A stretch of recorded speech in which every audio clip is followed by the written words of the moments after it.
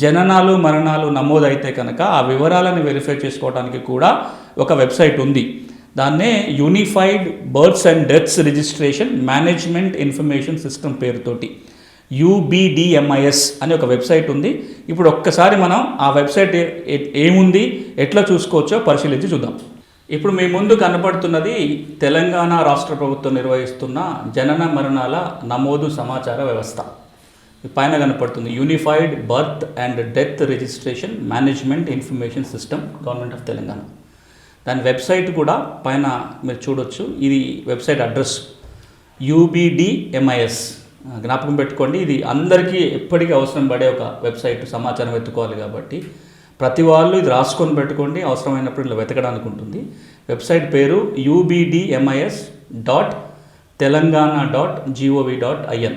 మీరు ఈ విధంగా వెళ్తే ఈ వెబ్సైట్లోకి వెళ్తారు. ఇక్కడ జిల్లాల వారీగా సమాచారం ఉంటుంది. రాష్ట్ర స్థాయి సమాచారం దగ్గర నుంచి మొదలు పెడితే 33 జిల్లాల కూడా జిల్లాల వారీగా సమాచారం ఉంటుంది. ఇది ఎన్ని నమోదైన అనే వివరాలు. ఇక్కడ మనకు పనికొచ్చేది ఏంటంటే ఈ చివరిలో కనపడుతున్నది. ఇక్కడ జననాలు కనుక నమోదైన కాలేదా వివరాలు వెతుక్కోవచ్చు. సర్చ్ బర్త్ డీటెయిల్స్ అని ఉంటుంది. రెండవది సర్చ్ డెత్ డీటెయిల్స్ అని ఉంటుంది.